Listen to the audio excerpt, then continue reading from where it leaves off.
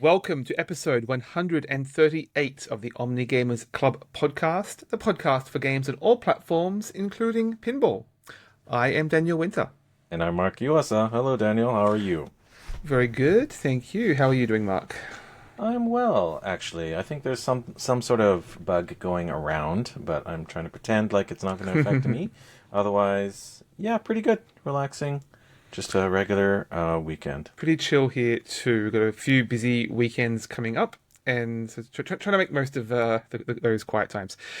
Okay, well, we've got a lot to discuss today. We've got three courses of games coming up. So normally we start off with the appetizer. We talk about some games-related topics, news, and ephemera.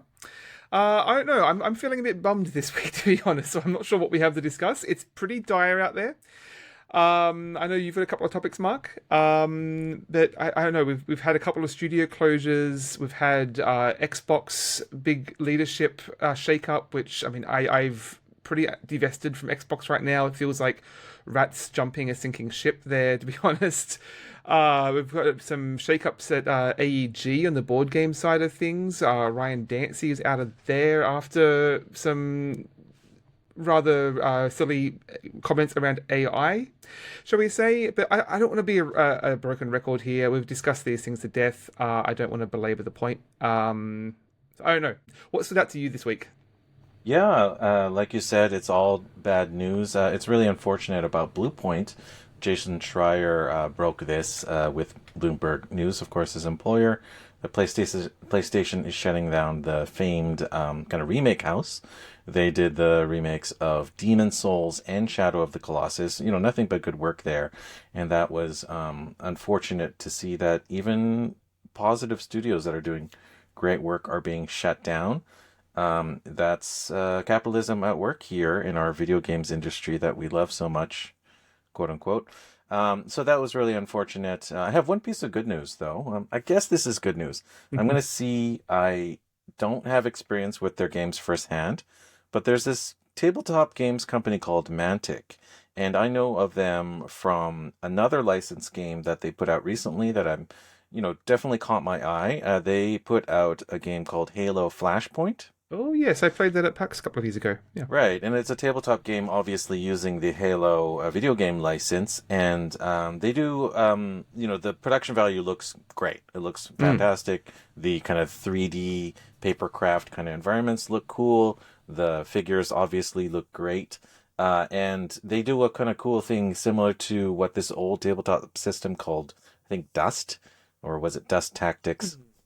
It was something in that universe did, where they use these large kind of square blocks that can fit multiple characters, and even like large tank type units could fit in these blocks. So you didn't have to use measuring tape. And that definitely is appealing to me as a kind of casual tabletop war gamer, if anything at all. Yeah, it was quite a fast-paced skirmish game from what the demo I played. That was a couple of years ago, so a little hazy, but I had a fun time. Yeah, I hear good things. It's appealing to me, but obviously it didn't take over the world.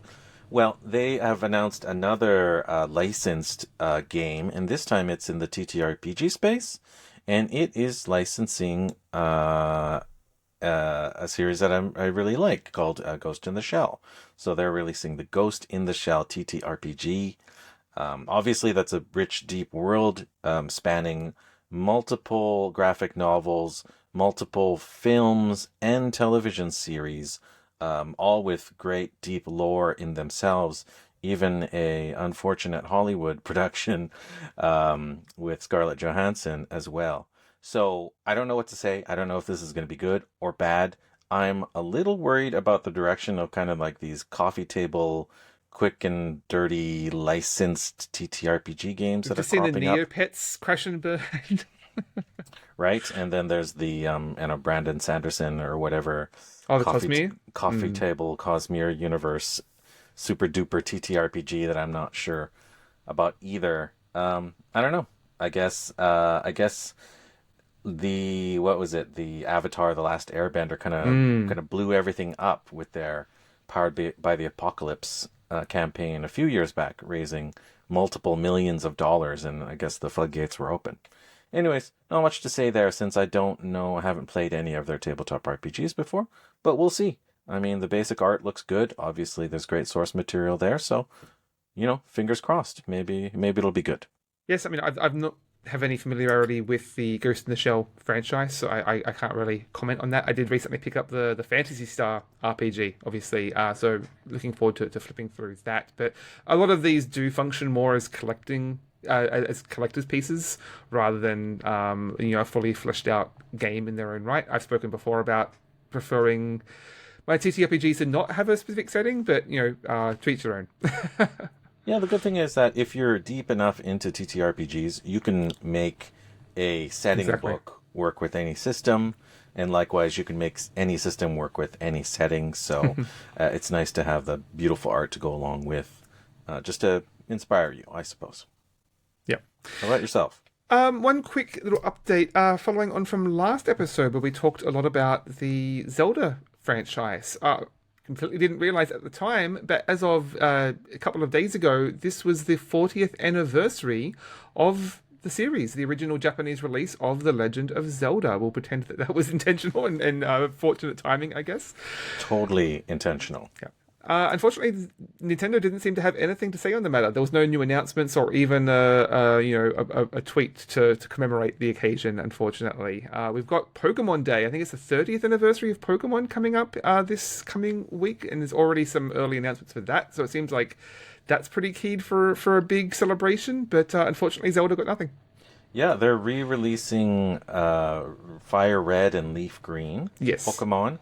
Maybe the first time a mainline Pokemon is not even on Nintendo Classics. It's being re-released on its own as a retail title. I think they're 20, perhaps 20 $30 US dollars. Canadian. Yeah, exactly. Yeah. So they finally did it. They finally re-released a mainline entry, and they're charging mucho dinero for it. So that's not too surprising for Nintendo, the company of re-releases. Yes, yeah, we'll see what else they announce. I got Pocopia around the corner as well, which my daughter is very excited for. So, yeah. In the meantime, one other bit of news. I keep saying that I want to talk about Zine Quest. Unfortunately, by the time you're listening to this episode, Zine Quest is largely going to be over.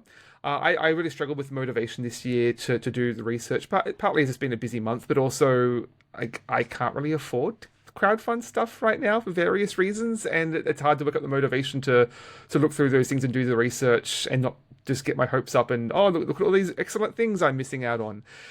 I did take some time to read through Axolotl with a Gun, which I mentioned last episode. I'd gotten this in the bundle, the No Ice in Minnesota itch.io bundle. And there is also a second edition on Kickstarter right now. So I read through that. I don't know if this fits more in the appetizer or the main course. It's like when you order the nachos, right? Like, is this an entree? I'm going to eat it as a full meal. So we'll see. I read through the rules for this. I haven't played it obviously, but I thought I'd just talk through some thoughts on Axolotl with a Gun. So this is published by Brightbud Games, who I previously discussed in I Crave the Loop, the sort of role-playing solo game where you're eating cereal or snacks as part of this sort of cat and mouse game. This is a more traditional like GM plus 3 to 5 players. You are playing axolotls against unspeakable horrors, whether that is robots or other more cosmic beasts. I'm not entirely sure. It's a fairly abstracted setting. You just roll some basic stats tables to get your axolotl in precisely how cute they are and what kind of twee hobbies they have. Fairly basic in terms of stats. You're supposed to just hit the ground running pretty quickly there. There's obviously a big contrast in the cute aesthetics of being an axolotl with really big anime eyes or whatever your cuteness factor may be, with your choice of gun. There's like 6 guns and they all have unique mechanics and upgrade paths. A big contrast there, basically, with taking affirmative action against the horrors as they persist. It's quite a structured game. So everything is within rounds, and each round you form a pool of dice, whether your cuteness axolotl stat or your gun stat, basically, and then you can assign that quite flexibly between the primary objective or your offense or defense. From that point, you can start bringing in your hobbies, and that might be like knitting or synchronized swimming, which feel quite twee in their specificity, but it actually functions a little bit more like sort of the tag system in City of Mist, where like knitting, for example, is can actually be it's like a transferable skill. So if you can repair something, if you can justify the action you're taking as you're repairing, you can use your knitting skill to get a bonus to that roll, basically. Or synchronized swimming, if you can justify teamwork and coordination in that fashion, then you get a bonus to your roll, essentially. So I thought that was a cute idea, and not being too specific, and you can be quite broad in how you apply those hobbies. It is quite structured, as I said. It feels like more of like a tactical game. Like there is a story that you're telling, but it's fairly bare bones, like a sentence, like Mad Lib style setup, and then it's going to be. It feels more like an improv scene as to how you're going to flesh that out as you play along. Which I don't know if that suits me. I want a bit more substance to set the stage, I think, for my personal taste. But I can see a lot of people getting some enjoyment out of that. Yeah, you said the magic words, City of Mist. That really captures me, so I like to hear that. And your description of the kind of like cute creatures with guns reminded me a little, I'm sure this is unconnected, but of the video game, I think it's called like Gunfire Reborn, or something like that. Oh It's a yeah, multiplayer kind yeah. of Borderlands-like with like uh, dynamically generated dungeons and things like that from a Chinese developer, if I'm not I mistaken. played a little of that, yeah, and this does feel like it's going for a bit of a video game aesthetic, obviously with the guns. The second edition is pushing itself as a coin based game. There's like a new currency where you can use coins, which I guess I didn't explain. The other big twist is this. In this is that because axolotls can regenerate themselves, your stats basically deplete as you use them, but then you can basically take an action to regenerate that, or when you lose them all, you have to take an action to sit out, and then you can regenerate. And it has this sort of sense of like a video game character respawning in a first person shooter. So these highs and lows of the pacing, like you take a step back or you build up your energy to have this big ultimate and then scale back down again. So I think that might seems like it would have a good sense of flow, and the new coin currency would gives you a little more control as to how that functions exactly. But there's also some more character options coming as a pre-built adventure. There's some revised rules. There's a whole new expansion that has like 6 new guns, and I said those guns all have unique rules and upgrade paths. So it seems like there's quite a bit there. Curious to see how that evolves, and yeah, I don't know that I've got the group to give that a shot, but sounds clever. Nice. Yeah, well, I'm still trying to get TTRPG of the month happening. It's February already, almost March, and hasn't quite happened, but, it's always busy. But that seems like a prime candidate. We should get, we try out number one. Yes, yeah, and we have started booking in some role playing games for TCDC coming up. This year I've made sure to book myself some time. I've got a single session, and I'm making it Cloud Empress. I'm very excited to finally get that played. Cool. Yeah, I wasn't quite able to get that. I think the slots filled up too fast. But I did sign myself up for at least, I don't know, 3 or 4 Excellent. sessions. So yeah, TCTC is definitely the place where I get my maximum game per month ratio down. Well, really in 3 days. Game per day ratio is very, very high there. So I count that as a blessing. Yeah, looking forward to comparing some thoughts there. Very Very nice. cool. Okay, shall we jump to the main course? Let's do it. All right. Did you want to cover your games, or shall I? Yeah, I've got quite a few things to discuss. I want to go a little wider. There's a few games I've been playing and just haven't had a good chance to talk about, so I'm not going to go too deep on any of these. But I mean, just to wrap up, some Castlevania talk, which I've been playing on and off, but I finished 2 more in the last month or so.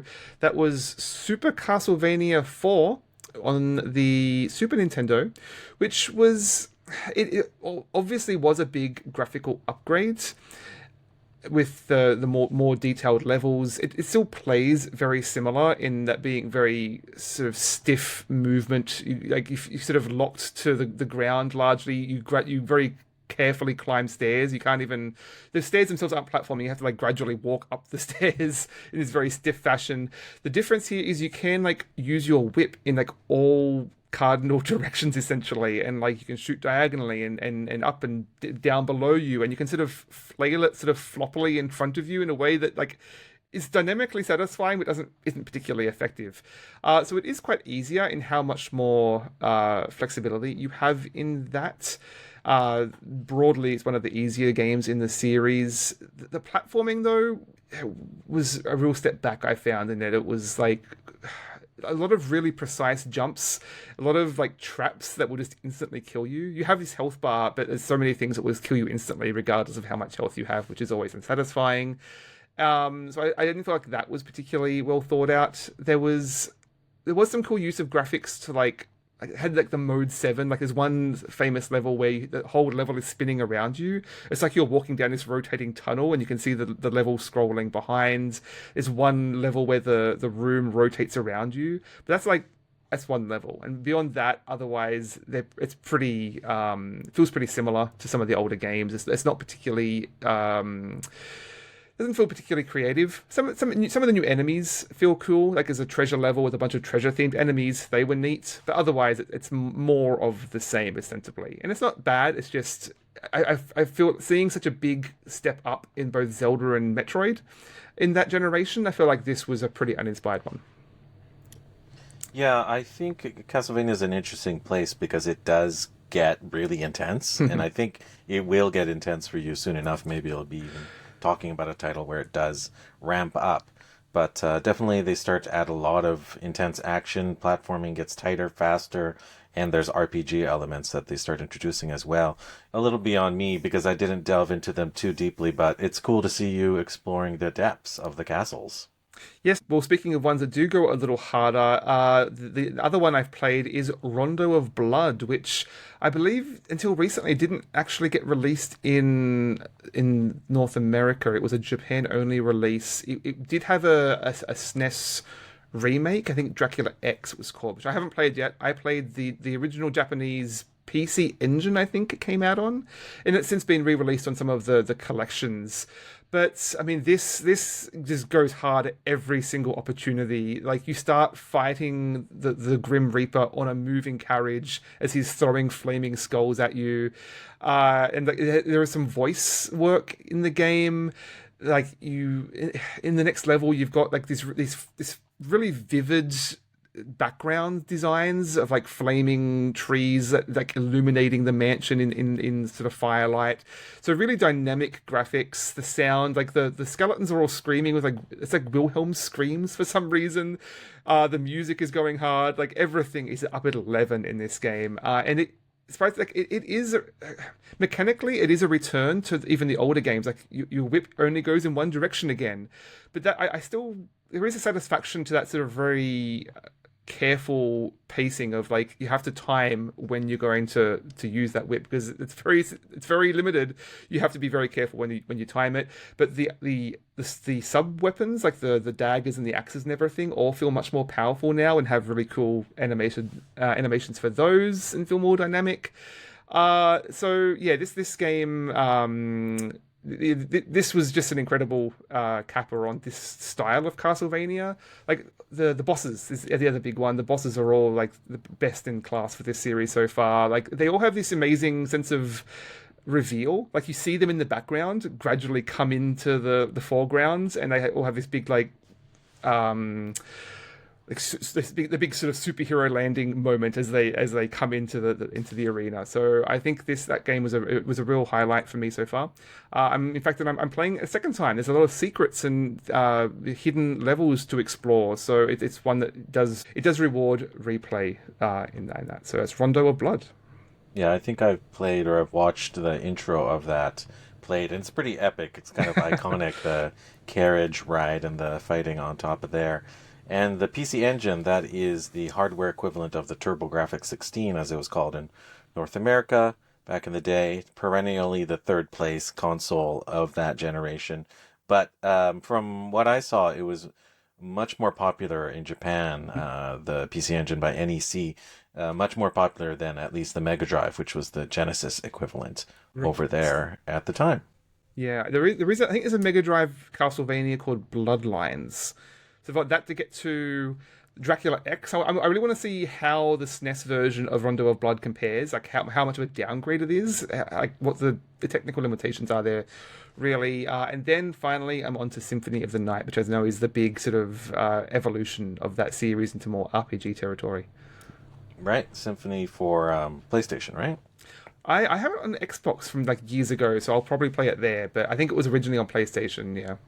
Yeah, I think I own that on PSN, which is backwards compatible on the PS Vita. Right, of course. Yeah, so lots of places to check out some of those old titles. And Konami, thankfully, we talked about them a little bit in a recent episode, but they are not too bad with their re-releases of old games. I mean, that's kind of all they had going for them for a few years. So they re-release all the Castlevanias, all the Contras, pretty regularly. You can get them on Steam and the other platforms as well. Yeah, most of those Castlevania games are in like bundles of 3 or 4 games in one purchase now. Yeah, I think even some of them were on the retro hardware, like the Super Nintendo Mini, Oh, if I'm okay. not mistaken. At least one of the Castlevanias was. Cool. Right on. All right. Shall we jump over to a game that I know you and I both played? Go ahead. All right. So this is the game that I've been devoting some time to playing this last couple of weeks. It's not a brand new game, but it's from the last year, I think. This game is called Ball Pit or Ball X Pit or what Or have you. Time Spit. Ball Times Pit, perhaps. And there are many, many balls, let's just say. And there's one specific pit. Okay, so this game is... I'm going to be comparing this a lot to an action roguelite called Vampire Survivors. We did a whole episode about that, so I don't think it's too strange to come out of the blue with this one. And, it's probably the number one kind of action roguelite to compare to nowadays. And it's not that similar to, like card-based roguelites, for instance. I mean, it's going to really trigger this huge wave of experimental roguelike games that you've got it's a claw machine but roguelike. I just saw there's a Steamfest demo for a coin pusher but roguelike. Right. Yeah. Everything but roguelite. Yeah, for sure. Everything with roguelite bolted on. And this game, I thought, when I first heard of it announced, I thought it was going to be an Arkanoid-like, or a Breakout, I think is another name for that game. And I this was just in my head. Nobody told me that. But I thought it was going to be more like that, so I envisioned like kind of Pong style, grabbing your paddle. I think that I have strong memories of playing Alleyway on the Game Boy, which is like a Nintendo-themed Arkanoid, essentially. But there's absolutely none of that. Like, you have a little guy who can move not only side to side, but also all around the essentially vertically oriented play field. And all the action moves in one direction. So where Vampire Survivors, you can move in a 2D plane in any direction. Typically, you're just heading one way, although you can advance up, down, left, and right. And generally, all of the enemies are proceeding down, down, down to you. And kind of like Tetris, when you reach the bottom or when you reach the line, basically you start taking damage. And that's the overall premise. And your character, of which you can unlock several, very much like Vampire Survivors, you start with one, you play a few times, you upgrade them to be persistently stronger or raise in level, and then you will eventually unlock more characters. I've unlocked 4 characters by now. You maybe played more and unlocked more. I did finish this game for what it's worth and talked about it on a previous episode. Yeah. Okay. Yeah, I didn't finish this game, but I did play it more intensively recently. And so for that reason, it has a lot of similarities to Vampire Survivors. But it wasn't Arkanoid-like, as in I had to shoot the ball back. Or basically, I'm just shooting balls. And how could you shoot the balls back when you're shooting 20, 30 balls out at any given time? There is a slight benefit to catching the balls, as it were. Like if you catch them when they bounce back to you, I think you get to like respawn them slightly faster. But like there's so quickly gets to the point where you just cannot keep track of them at all. There's this screen is just full of balls. Right, and there are some upgrades that specifically trigger you try to capture or touch the balls as they come back. Yeah, so like you say, you start out with a few balls, and then, like Vampire Survivors, whenever you defeat enemies, they will drop a certain amount of gems. The gems represent experience points, and there are, small gems, larger gems, gems of different rates, ratios, values. So obviously, you defeat a bigger creature, and they would drop more XP. And it's on you to walk across the map and collect them. Although you can get an upgrade that helps you kind of suck in Hoover them through up. magnetic effect some. And eventually, when you collect enough, you level up a certain tier, and then that unlocks a choice of upgrades. And I think it's what, like a choice. Typically, it's a choice from three It varies a little bit, options. I think. Much like Vampire Survivors, there's sort of different tiers. You've got like the regular drop and the epic drop, and then like as to how Right. many you have like 2 to 5 choices basically.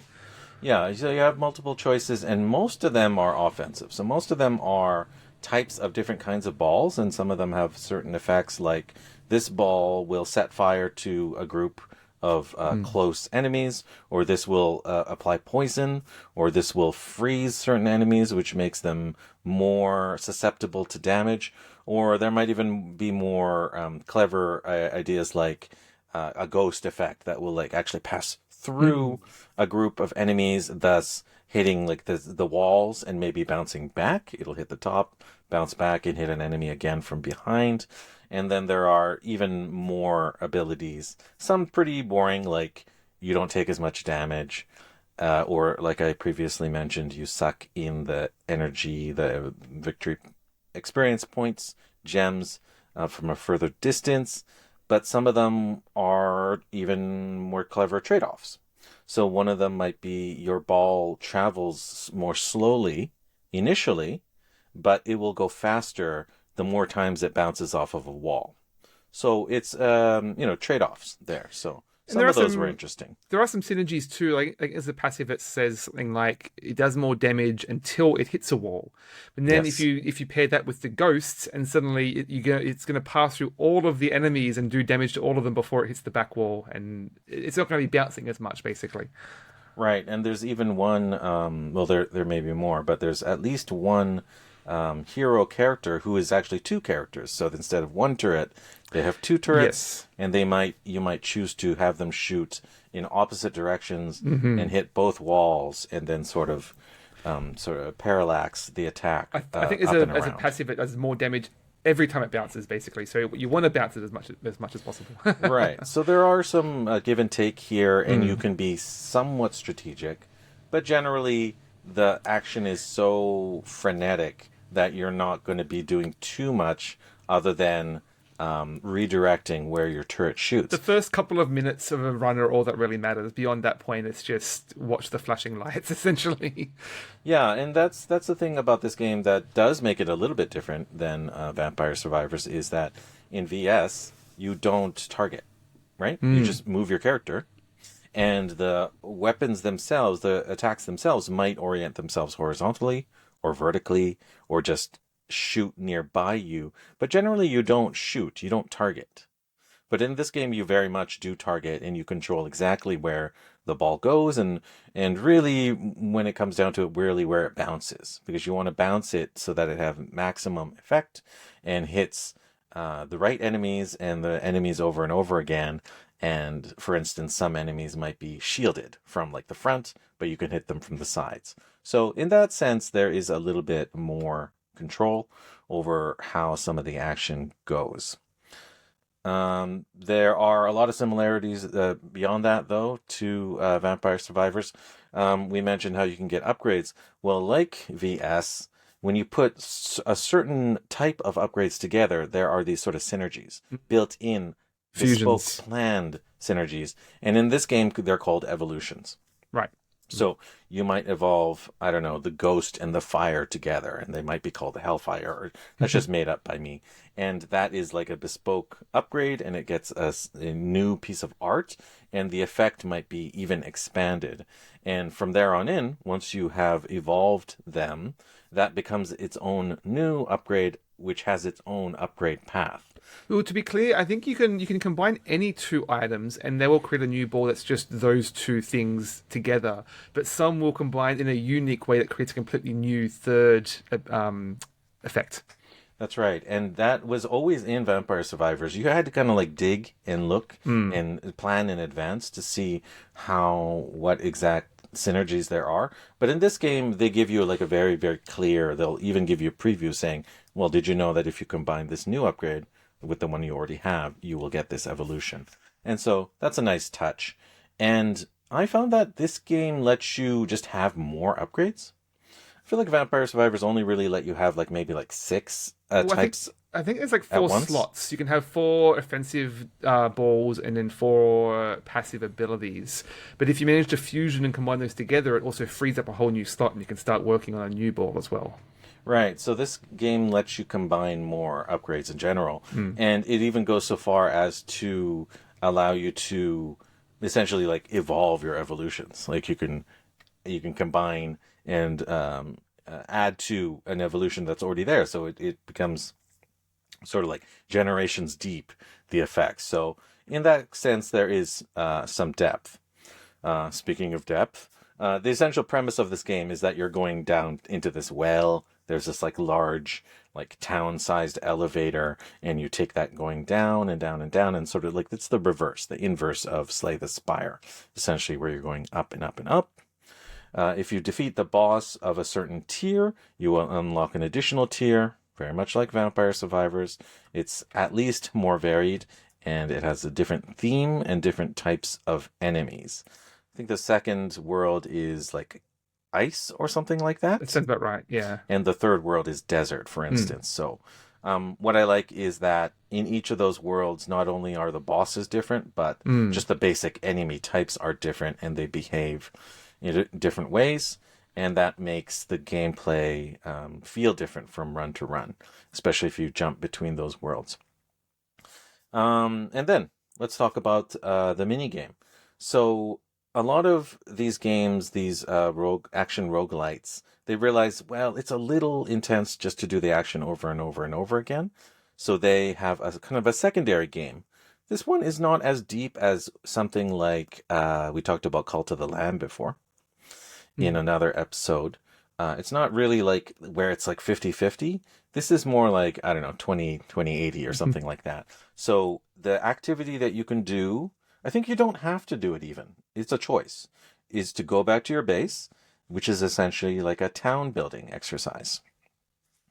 So in this town building exercise, it is, Vampire Survivors doesn't have anything like that. But another game I played recently, Loop Hero, does have a Oh, town building yeah. aspect to it. This one is unique, though, in that it's played differently.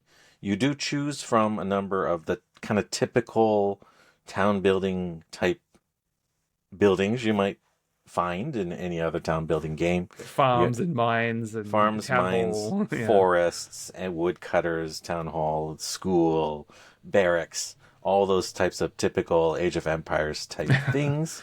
But the way it's played out is after you're happy placing them and upgrading them and trying to max out your synergies, well, the way you activate them is that you shoot a ball at them.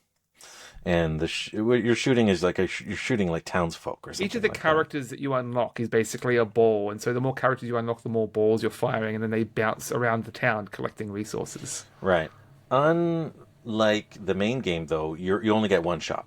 So you get one shot to sort of target your cannon. You get this little preview line, a little reticle or whatever, and this is all still shown from the top down. And then you only really get to line up that first shot. So it's like a epic game of pool or something on a table that you customize. And I found that this was, in theory, this is really fun. They're really committed to the bit. I do They like they that. really are, and it's fairly deep. Like you start with a really small map, and then you can pay to expand it, and you can have it like really gigantic at a certain point. And this is mostly what you spend money in, unlike in Vampire Survivors where you pay money to buy these upgrades off of a screen, or in Rogue. What is it? Rogue Legacy, where you go to a little village and you buy things from a little market. This one, you like literally expand your town and you buy new buildings and you upgrade those buildings with the resources that you collect. In this one, you're really just setting up this map, this little ping pong table, and you're shooting your dudes at it and seeing where they go. I found that while in theory this is really interesting, and I did play through it in multiple different degrees and have expanded it many times larger than it initially started at, it's quite imprecise. And because it's only one shot, it's a bit unsatisfying to my taste. It's not nearly as precise as like as it's a dedicated town builder game. It's not like you can precisely control things. You're still based off of random trajectories, and it's hard to line things up so that they will perfectly, spring into action every little combination that you want to. So you think that you could potentially build this brilliant, intricate Rube Goldberg machine, but in the end, you're really only going to hit like 4 things or 5 things. There is some room for depth there. Like there are some buildings that want to be next to other things. Obviously, you want to get as many of the harvesting nodes as possible. I did find that the depth capped out pretty early, and it was pretty easy to optimize. I basically had like an alleyway of gold mines. From where I'd launched, I had this one alley that would just bounce back and forth rapidly to get a bunch of gold before I branched out into everywhere else. Yeah, my problem with the some of the upgrades is that they work against really the core premise of the shooting game. There are upgrades that will be like, here's a wood carpentry station, and it will automatically harvest the wood for the surrounding forests. And here's similarly a mill or something, and it'll automatically harvest from the surrounding fields. Well, I thought I was shooting at the fields to collect those resources, and you're telling me that just periodically they will be emptied for me? Well, it's like those clicker games, right? Where you start out having to click everything manually, and then you earn the right to not play the game anymore. Right, but why are they even there?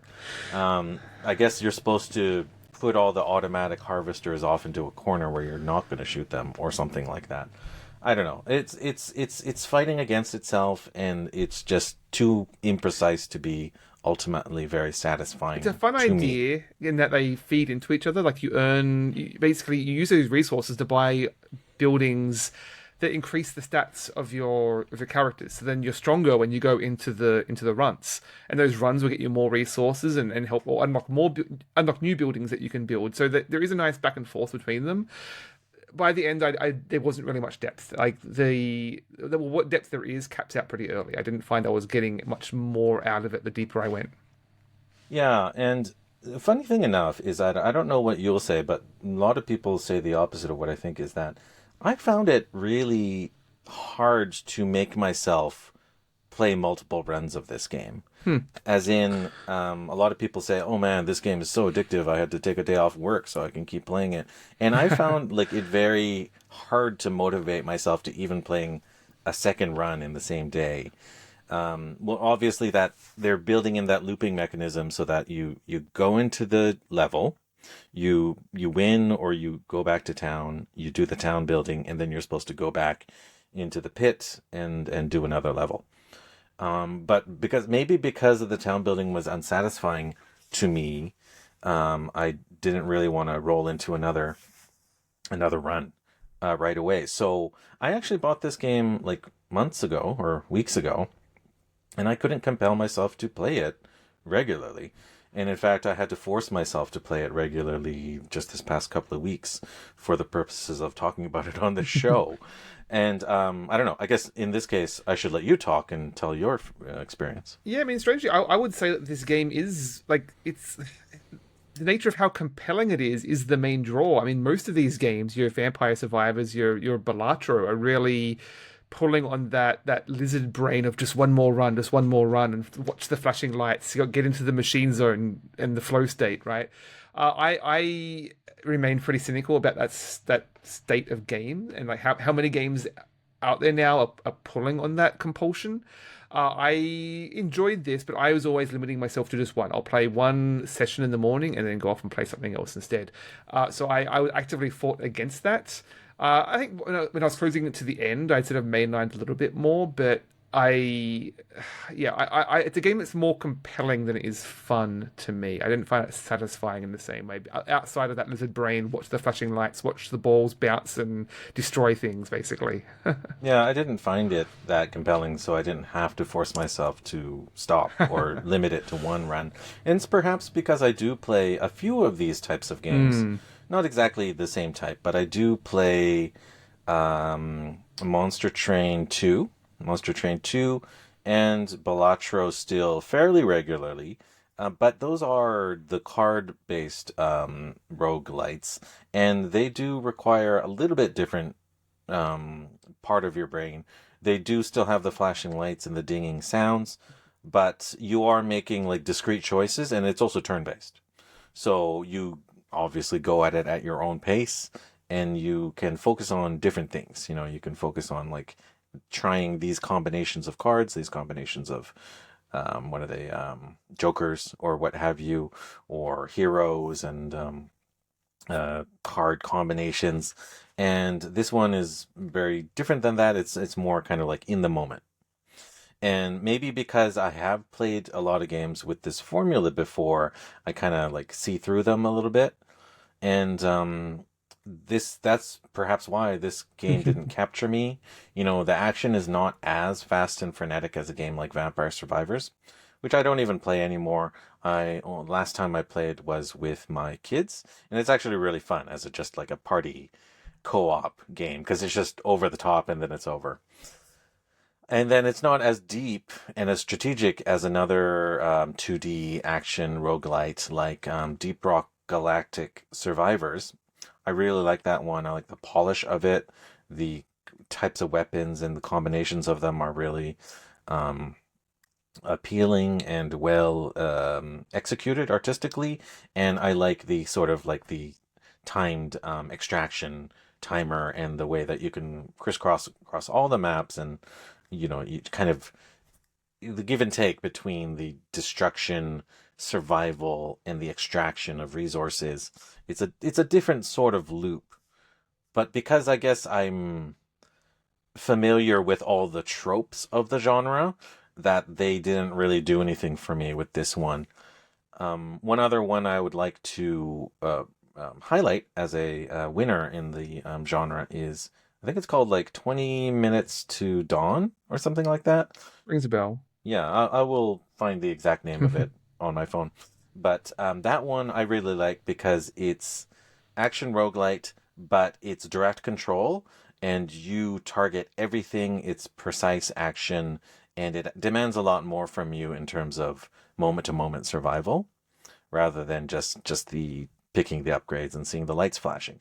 In fact, I think it's like a monochromatic game. I think there's only like Yeah. two, maybe duochromatic, two colors or something like that. Maybe your tolerance for this sort of game has just you've played so many of these that you have a higher threshold for what you need to get that high. It's more. I don't know. Perhaps, but yeah, perhaps you're right. So I won't say this game is bad per se. It just didn't hook itself into my veins directly, and I don't know. I guess I'll try and find something compelling to keep going, but you know, I'll try and play it on the airplane on my next trip and see how that takes Hey, me. don't force yourself to play games. There's plenty of others out there waiting to be played. That is true, and I have a bunch of them on my Steam backlog. So yeah, that's what I have to say about Ball Pit. Excellent. Okay, well, I wanted to talk about a new game that I've been playing. I've having played a bunch of Metroid and Castlevania. I wanted to take a look at. I wanted to take another look at what the latest offering in that genre. I mean, obviously, I talked about Silksong last year, but one came out recently that I heard great things about. That is Mio: Memories in Orbit. So, I mean, I finished this like about a month ago, and I've been trying to fit it in, but I want to discuss it before my memory gets any more hazy. And so this was developed by. Douze Dixiems, I'm not sure how you'd pronounce that in French, but published by Focus Entertainment, directed by Oscar Bloomberg, came out this year, 2026. And so, I mean, this is pretty quintessential a Metroidvania, for lack of a better term. I still haven't settled on what I want to call that, but I think that the term is only as useful as it is communicating something that you understand what I mean when I say that. It is a 2D action platformer. It was originally supposed to come out on the same day as Silksong, apparently, and it got pushed back, probably for the better. In many ways, I will say, I'm not going to say this is a better game than Silksong. I think this does some things better than Silksong. Hot take out of the gate there. So, quickly to set the stage, you're playing a robot, the eponymous Mio. It's on some kind of like Ark ship. My understanding is the humans have already left, and the robots who are sort of the robot caretakers have been left behind, and are trying to find this new sense of purpose. The station is collapsing, and they're trying to avoid various forms of corruption and find a new sense of purpose on the ship. Aesthetically, it's this really beautiful. I mean, it is 2D, but it's like 3D backgrounds, and as you move, you can see the backgrounds shifting and layers. So it's like 3D models, but you're watching on the 2D plane. But it's all rendered in this sort of watercolor, pastel, sketchy illustrations. I think like people would suggest it's sort of Mobius inspired. I'm not familiar enough with that. I've seen enough other Mobius inspired games, and it's definitely in communication with those. The music is a lot of like synthy tunes. It does a good job of setting this sort of lonely atmosphere as you're gradually exploring this space station. It's the robot designs themselves, like they all feel very organic. Like a lot of them resemble various animals. Mio themselves has this sort of these tendrils that come out behind them that look like sort of tentacles and are all flowing in this very fluid state, which is quite nice. Mechanically, this does have combat, but it's more about the movement. I was surprised to find it feels more a bit like something like Ori and the Blind Forest. Also, a little bit of Celeste there in the platforming being key and having to time your jumps, and like you would have to jump a certain distance, then hit a crystal that will reset your jumps, and then you can keep going and bounce around some more. So, real sense of like rhythm and pacing. It does feel a lot like a rhythm game in how you're timing yourself and anticipating where you're going to go next. At least in the early game, that gets harder as you go on, when like it's harder to read ahead, and like these jumping sequences get so long that it's hard to anticipate what you're going to do. There's a little more trial and error later on, but early on at least there is this really nice rhythmic feeling as you get into the groove of this game. There are some cool movement abilities. I think one of the struggles of this genre is you so often start out feeling really muted. I know Silksong and Lost Crown with that way, where like you start out with it's a single jump, and you can't parry, you can't dodge, you can't. There's all these things you can't do, and it feels great when you get them, but it's hard to get a feel for what the game's going to give you eventually. I think from the get-go here, you start with a double jump, and that feels really fluid. And even if you're missing some other key abilities, there's this really lovely sense of fluidity.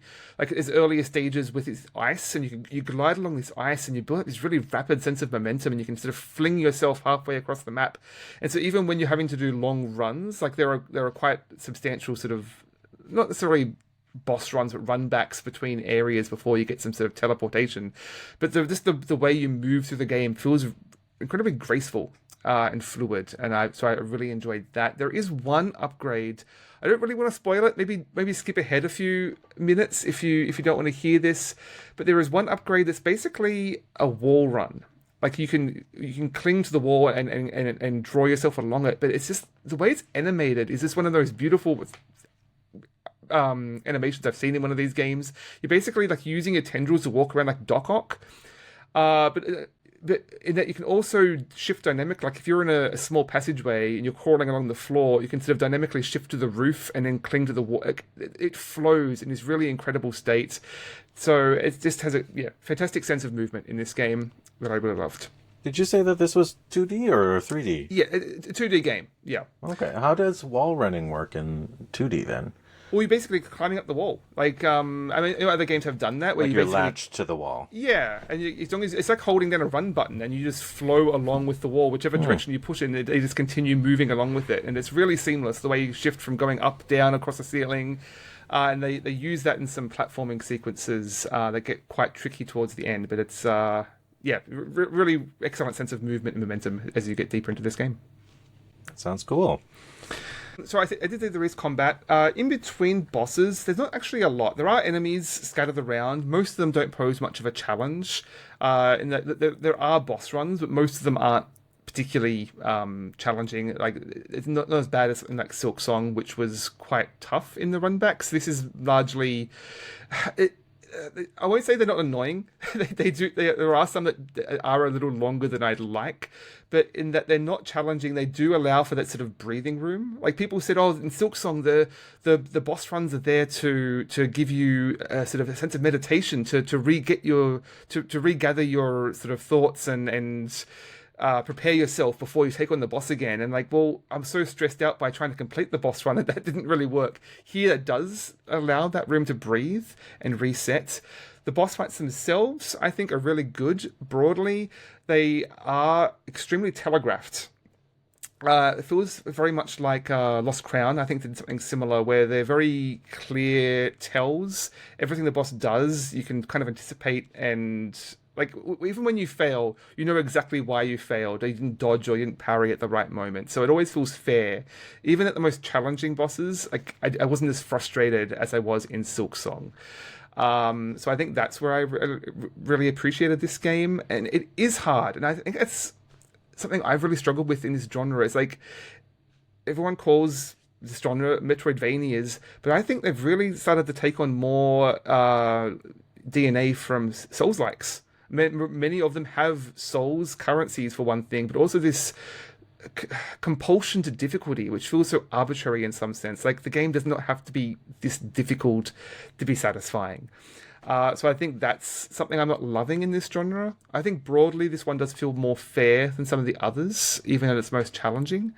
But I did really enjoy this for what it's worth. Yeah, really lovely sense of space, and it's a lovely game to explore the beautiful environments, and everything's working in tandem really nicely here with the fluidity of the movement and the music, and I really love this. Again, I don't know that it's better than Silk Song. It doesn't have the polish of Silk Song, I will say, in terms of the art direction broadly, and like it didn't have 7 years to work on it, obviously, but it is a really solid entry in this genre. Very cool. I would like to take a little moment to point out that the game I was thinking of was 20 Minutes to Dawn. And it is a very good game, and on Steam right now, apparently it's on sale for $3 Canadian. So, well worth it, even worth it at full price at $6.50 Canadian to purchase that game. It's also on other platforms as well. And the other standout, I think, in the action roguelite genre on multiple platforms is a game called Halls of Torment. And this is essentially Vampire Survivors, but it's a little bit more, it's definitely retro themed, but in a different way. Unlike 8-bit Castlevania, it's more like Diablo 1. So it's like a Diablo, it's isometric layout. It's more like Diablo kind of rock, heavy metal album cover style with lots and lots of skeletons and very old school RPG, TTRPG setting, a little gauntlet-like too, a bit there, but it just has a lot of polish to it, and I think it's a worthy standout, maybe better than Vampire Survivors in a lot of ways, and preferred to me than Ball Pit, so that just came to mind, so I thought I'd point it out. Yeah, I've heard good things about both of those. I'm largely avoiding that genre right now. I think I've had my fill of it, but if that's your poison, plenty of options out there.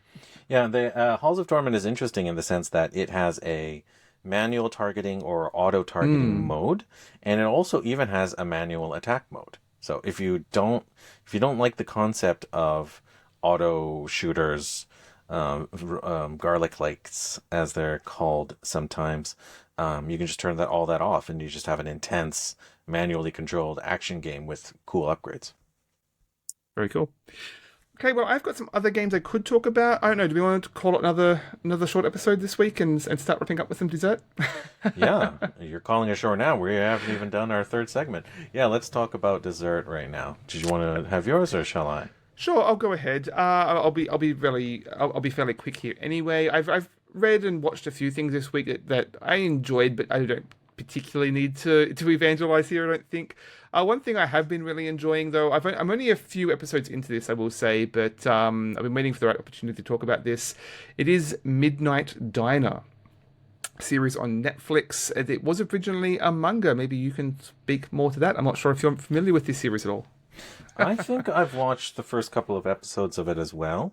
I have never read the manga, but I do know that food manga is actually a pretty large subgenre, but not that one in particular. I haven't read it. The ones I'm more familiar with are there's one called Oishimbo, which is a more like kind of like industry, kind of like a window into like Japanese restaurant culture and food production industry.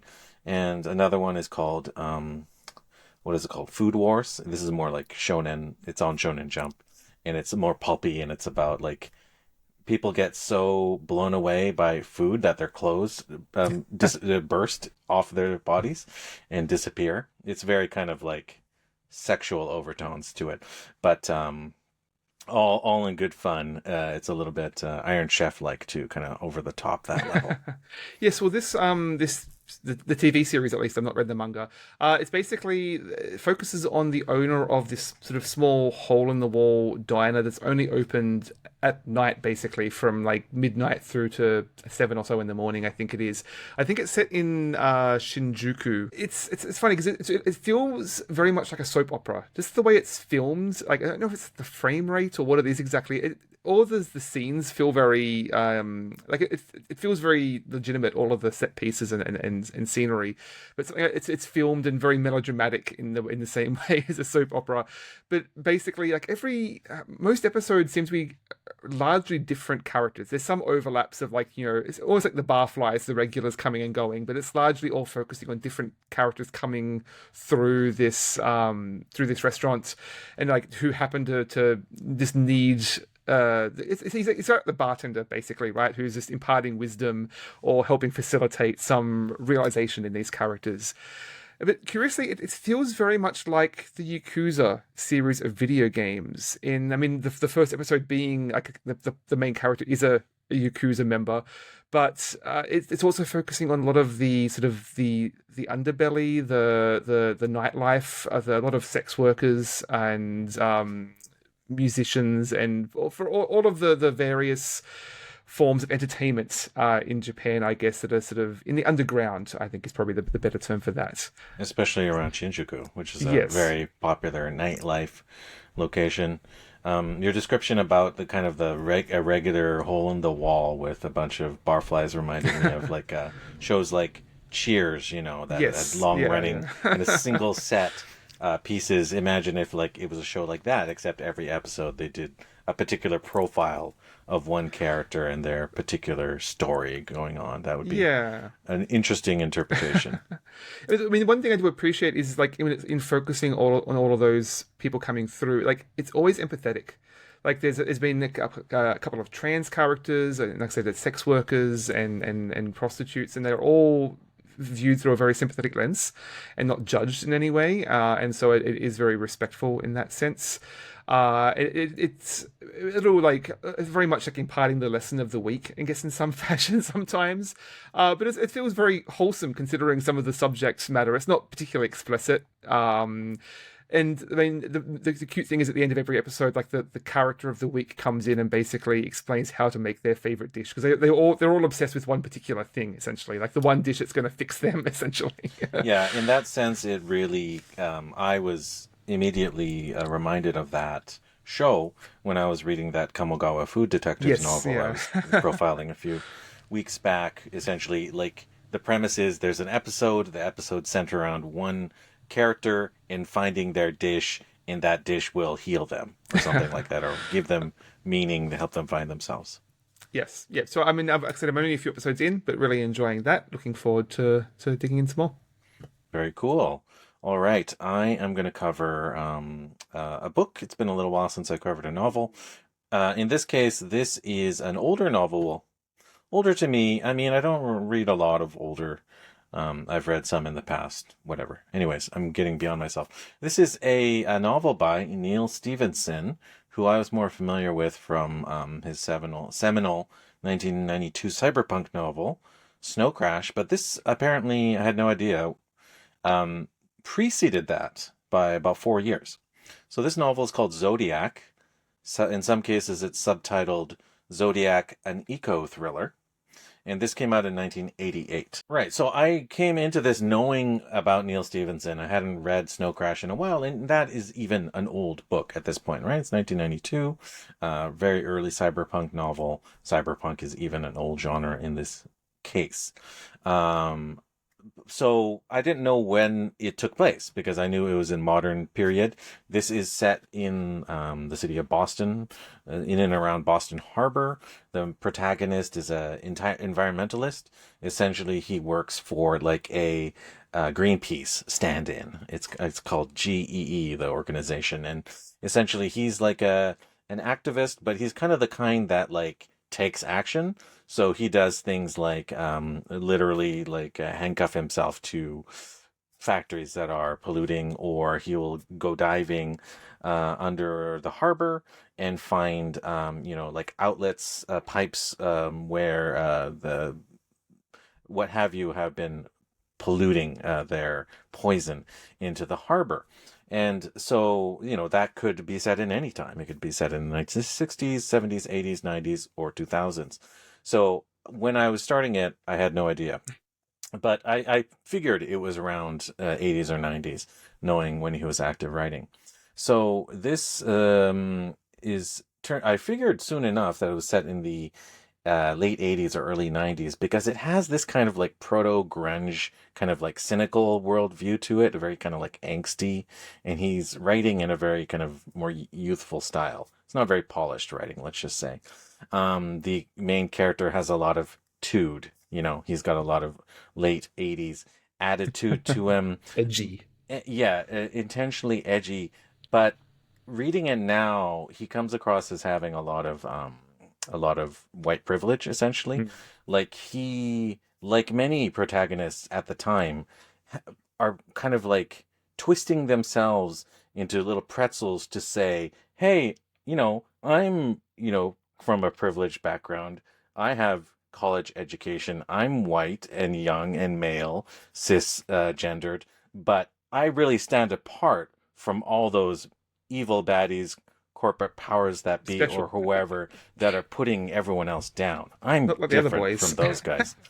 Exactly, and that's what this character is to a T. Sort of like basically like Fox Mulder is, right? Hmm. He is exactly that. He's working for the feds. He is college educated. He's a young white guy, but he's different from everyone else. He's different from the organizations he's fighting against. And kind of like Fox Mulder, this character kind of insinuates himself with the First Nations tribes of the area, but they take him under his wing, and he's one of them. Really, Who he's one of dances the with wolves? exactly he's one of the good uns and Mm. whatever.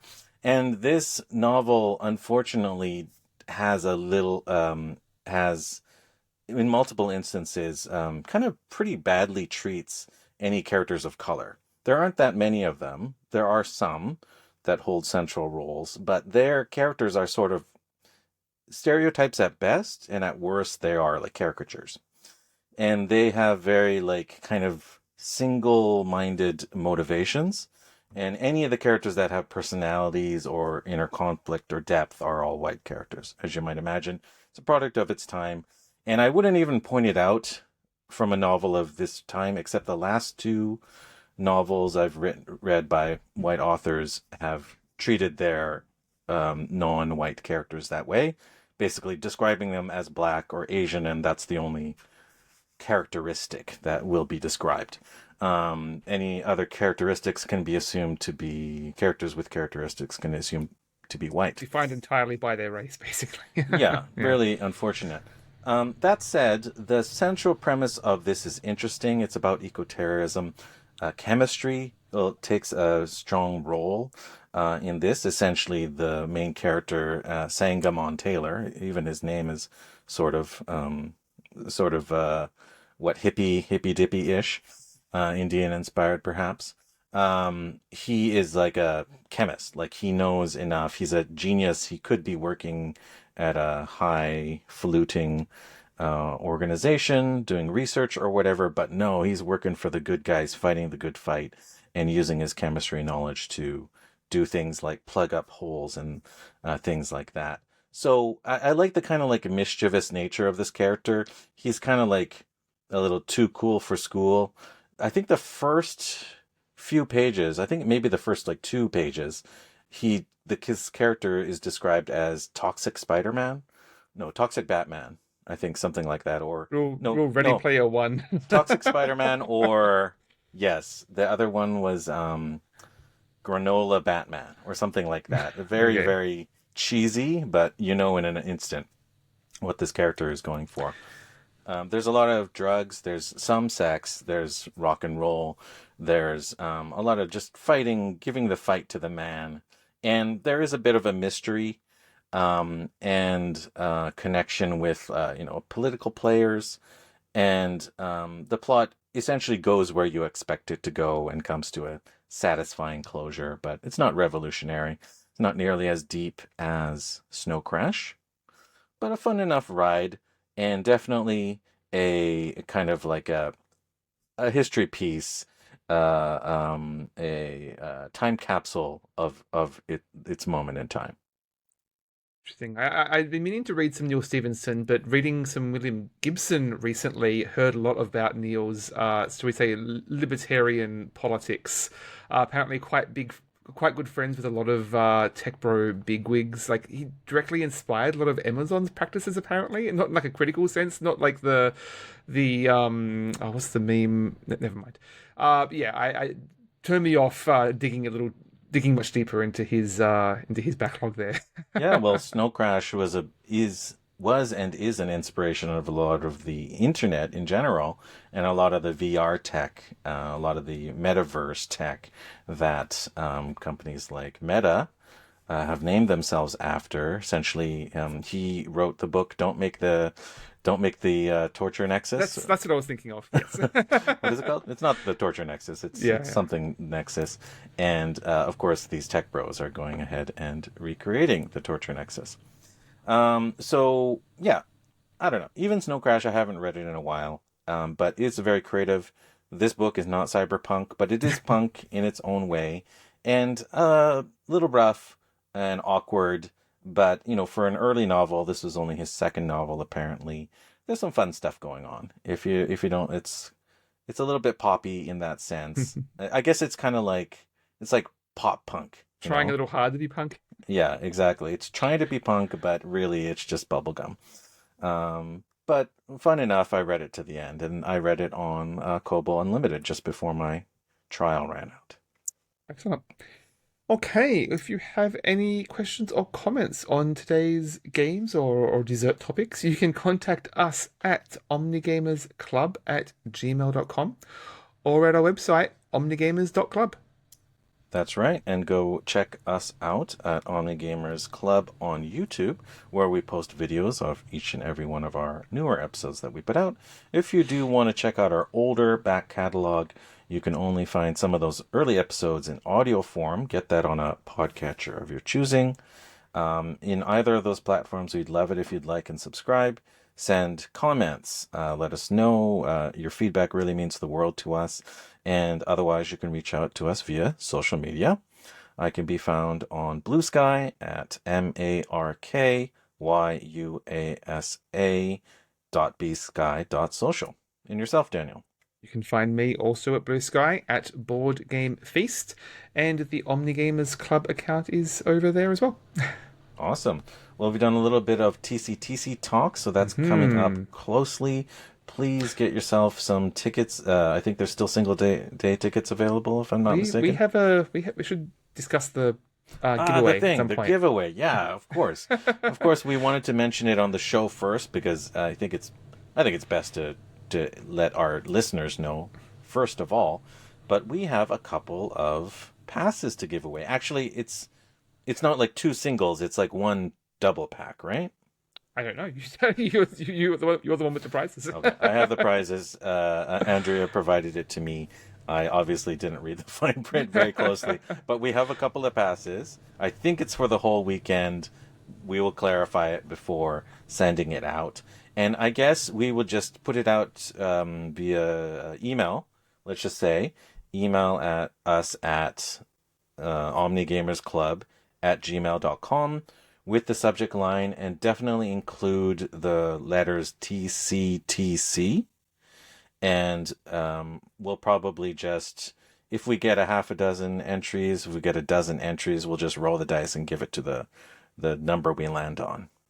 Obviously, this is happening in Vancouver, so I mean, we're more than welcome for people outside of Vancouver to come and visit.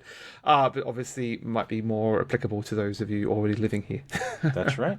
So, jump on this if you are going to be around here around the time, because our listenership isn't that huge, and the people that are going to email into us isn't that huge either. So you have a big chance of winning if you do. Absolutely. So reach out to us. We're looking forward to seeing everyone at TCTC in just a little under a month. And in the meantime, remember to have a balanced diet of games. Thanks. Bye. Bye.